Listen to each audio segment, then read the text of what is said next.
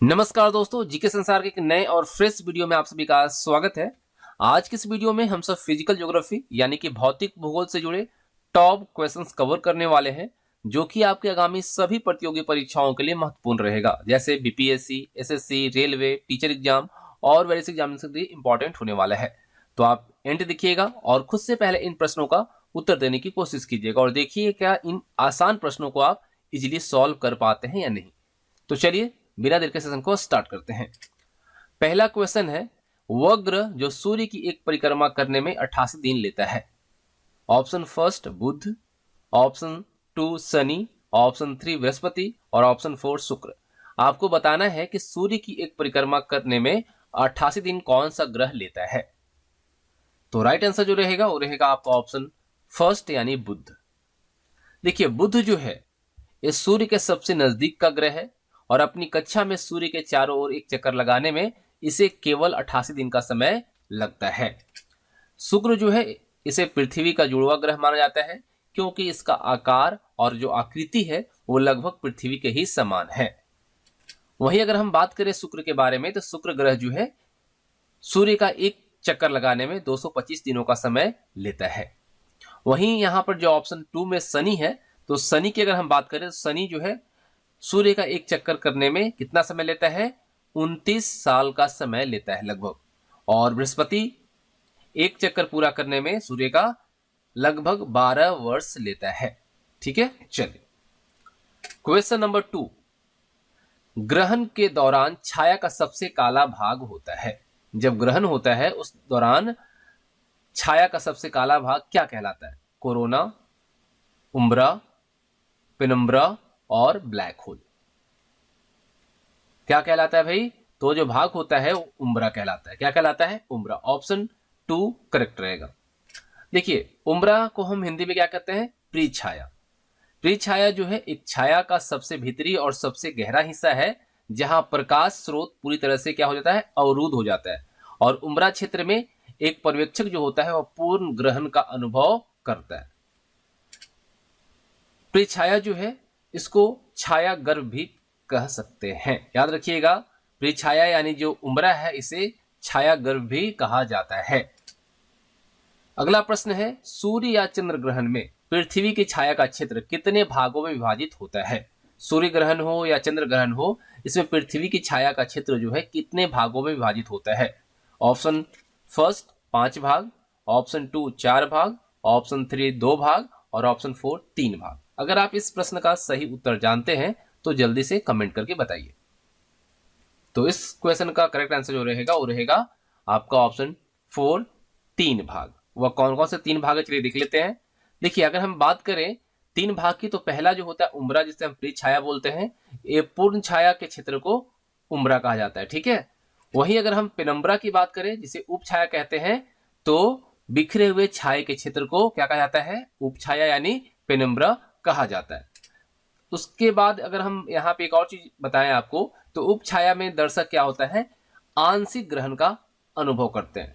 हम लोगों ने देखा उम्ब्रा यानी प्री छाया में क्या होता है, जो दर्शक होते हैं वह पूर्ण ग्रहण का अनुभव करते हैं, लेकिन उप छाया यानी पेनम्ब्रा में आंशिक ग्रहण का अनुभव होता है।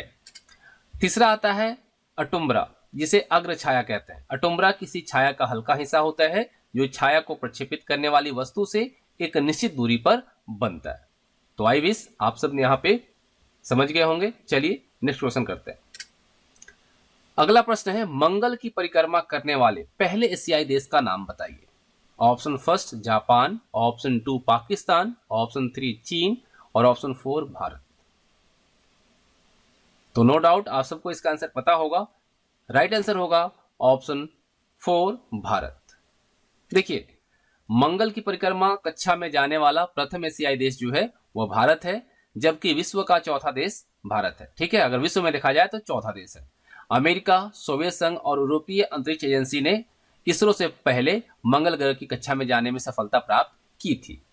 अगर हम बात करें अपने देश के बारे में, तो 23 नवंबर 2008 को मंगल ग्रह के लिए एक मानव रहित मिशन की पहली सार्वजनिक जो स्वीकृति है, इसकी घोषणा इसरो के अध्यक्ष माधवन नायर के द्वारा की गई थी।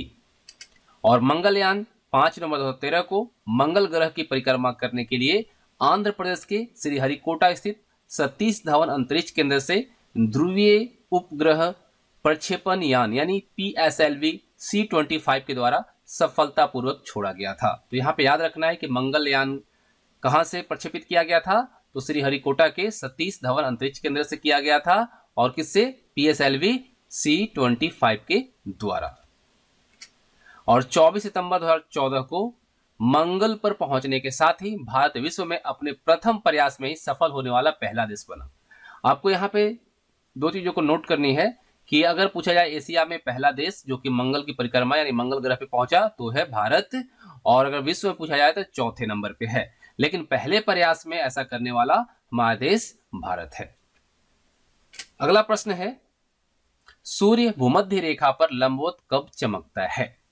ऑप्शन फर्स्ट पूरे वर्ष, ऑप्शन 2 6 महीने के लिए, ऑप्शन 3 वर्ष में 2 बार, और ऑप्शन 4 वर्ष में 1 बार। जल्दी से बताइए सही आंसर क्या रहेगा। तो नो डाउट आप सबको इसका आंसर पता होगा। करेक्ट आंसर होगा ऑप्शन 3 वर्ष में 2 बार। चलिए देखते हैं इसके बारे में। देखिए, भूमध्य रेखा जो है पृथ्वी की सतह पर उत्तरी एवं दक्षिणी ध्रुव से समान दूरी पर स्थित क्या है? एक काल्पनिक रेखा है। यह पृथ्वी को उत्तरी और दक्षिणी गोलार्ध में विभाजित करती है। अगर यहाँ पे और फैक्ट देखें तो भूमध्य रेखा पर वर्ष में 2 बार हम लोगों ने देखा कि लंबवत सूर्य चमकता है। वह कब कब चमकता है? तो 21 मार्च को और 23 सितंबर को। ठीक है, अगर आपसे पूछ लिया जाए कि सूर्य भूमध्य रेखा पर लंबवत कब चमकता है तो 21 मार्च और 23 सितंबर को। भूमध्य रेखा पर स्थित प्रदेशों में सूर्योदय और सूर्यास्त जो होते हैं वो अपेक्षाकृत अधिक देर से होते हैं। ठीक है, जनरली अगर देखा जाए तो हम जो सूर्योदय और सूर्यास्त होता है उससे अधिक देर से होता है। कहाँ पे? भूमध्य रेखा पर स्थित प्रदेशों में। ठीक है, चलिए अगला प्रश्न है, एकमात्र ग्रह जिसकी घूर्णन की अवधि सूर्य के चारों ओर परिक्रमण की अवधि से अधिक है वह कौन सा है? बुध, बृहस्पति, शुक्र और वरुण। बताइए जल्दी से क्या होगा राइट आंसर। तो राइट आंसर जो होगा वो होगा आपका ऑप्शन 3 शुक्र। देखिए, शुक्र इसका वायुमंडल पृथ्वी की तुलना में लगभग 92 गुना घना है। अगर हम यहाँ पे और देखें तो इसे अपनी धुरी पर घूमने में पृथ्वी के 243.025 दिन लगते हैं और सूर्य के चारों ओर घूमने में पृथ्वी के 224.65 दिन लगते हैं, यानी कि करीब करीब 225 दिन लगते हैं। और इसी कारण यह एकमात्र ग्रह है जिसकी घूर्णन अवधि सूर्य के चारों ओर भ्रमण की अवधि से अधिक है। शुक्र को सांझ का तारा और भोर का तारा कहा जाता है, आप सब जानते हैं, तो इसे आप नोट करेंगे। अगला प्रश्न है, निम्नलिखित में से कौन से ग्रह पृथ्वी के आकार से छोटे हैं? आपको बताना है वह कौन सा ग्रह है जो पृथ्वी के आकार से छोटा है। अरुण और मंगल, वरुण और शुक्र, शुक्र और मंगल, वरुण और मंगल। तो यहां पे सही आंसर जो रहेगा वो रहेगा आपका ऑप्शन 3 शुक्र और मंगल। देखिए, हमारे सौर मंडल में 8 ग्रह हैं और उनके आकार के अनुसार अगर उनका अवरोही क्रम देखा जाए तो सबसे पहले बृहस्पति, फिर शनि, फिर अरुण, फिर वरुण, उसके बाद हमारा पृथ्वी, फिर शुक्र, फिर मंगल और उसके बाद बुध। ये अवरोही क्रम है आकार के अकॉर्डिंग। ठीक है, लेकिन वही अगर आपको पूछा जाता है सूर्य से नजदीक से पहले स्टार्ट करें तो सबसे पहले बुध आता है। ठीक है, लेकिन यहाँ पे आकार के अनुसार पूछा जा रहा है तो सबसे जो है बृहस्पति है, फिर शनि है, फिर अरुण है, फिर वरुण है, उसके बाद हमारा पृथ्वी, उसके बाद शुक्र, मंगल और बुध।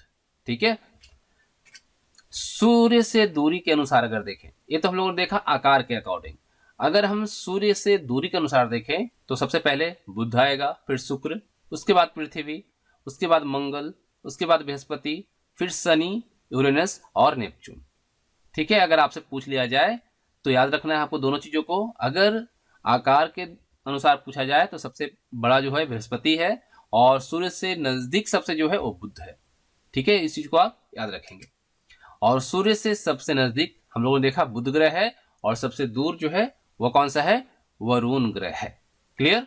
चलिए अगला प्रश्न है, ब्लड मून शब्द का उपयोग किसको संदर्भित करने के लिए किया जाता है? ऑप्शन फर्स्ट है सूर्य ग्रहण, ऑप्शन 2 है अर्ध चंद्रमा या फिर चंद्र ग्रहण या पूर्णिमा।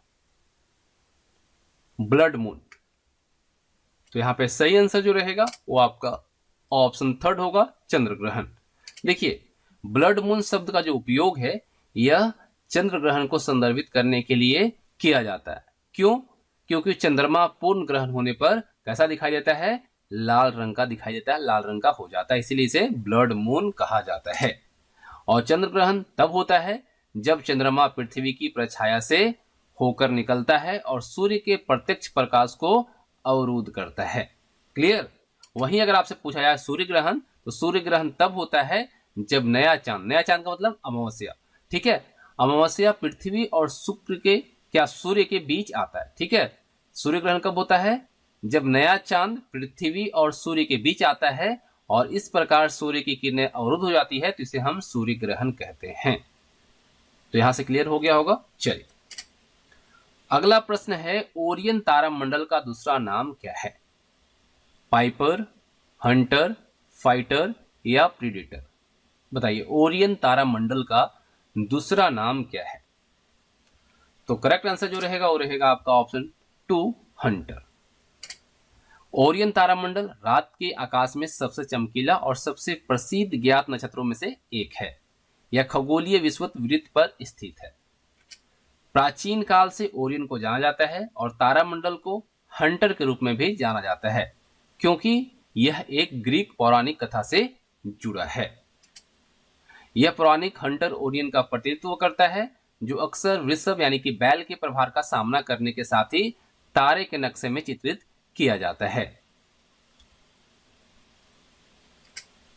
अगला प्रश्न है, निम्नलिखित में से कौन सौर मंडल का जोवियन ग्रह यानी कि गैसीय ग्रह नहीं है? यहां ध्यान दीजिएगा, जोवियन ग्रह जो है यानी कि गैसीय ग्रह नहीं है। ऑप्शन फर्स्ट है बृहस्पति, ऑप्शन 2 शनि, ऑप्शन 3 शुक्र और ऑप्शन 4 वरुण। तो राइट आंसर जो यहां पे होगा वो क्या होगा? ऑप्शन थर्ड शुक्र। देखिए, उस ग्रह को जोवियन ग्रह कहा जाता है जो गैस का एक विशालकाय ग्रह होता है और मुख्य रूप से भारी तत्वों की प्रचुरता के साथ हाइड्रोजन और हीलियम गैस से बना होता है। ठीक है, मेनली वो क्या होता है? हाइड्रोजन और हीलियम गैस से बना होता है।